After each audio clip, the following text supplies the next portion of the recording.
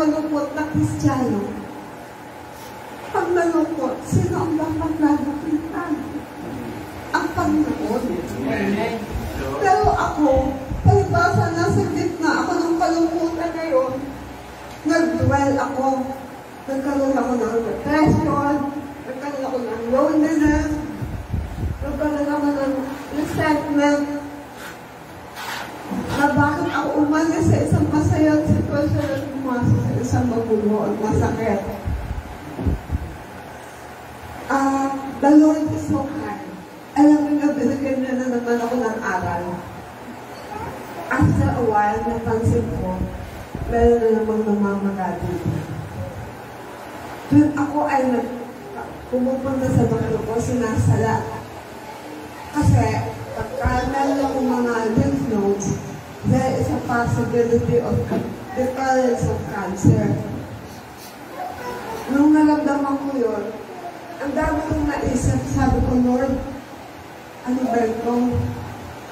Kasi, nabubuhay ako para sa apo ko eh. Walang mag-aalaga sa kanya pag namatay ako. At saka gusto ko pagsilbihan pa ang Panginoon kasi iniligtas mo ako. Pero dahil sa kasalanan ko, anong kasalanan ko? Ang kasalanan ko, hindi ako lumapit sa Panginoon. Ako sa kanya umiyak. Nagalit lang ako, nalungkot lang ako. Kaya sabi ng doktor, pinainom na ako ng antibiotics. Pag hindi daw nawala yung mga buko na nanawin ko, sorry, ibabiopsy na naman ako. Titiman ulit. Kung ano na naman ko. Sorry, masyado akong emotional. Kasi hindi ito testimony ng kalungkutan, actually testimony ito ng pag-surrender sa Panginoon at testimony ito ng pananalig. Na next week, pag humarap ako sa inyo, sasabihin kung wala akong sakit.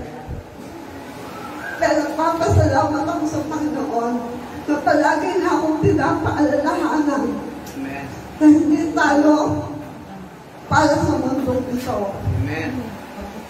Hindi na tayo pababayaan at lahat gagawin na para tulungan tayo. Amen. Kaya itong nararamdaman ko na alam nyo, praise God, hindi ko na parang nawawala na yung mga bukol. Amen. Amen. And I pray to the Lord. Thank you, Lord. Alam ko mawawala ito. Alam mo, hindi rin ako binuhay sa napakahirap kong operasyon para lang kunin.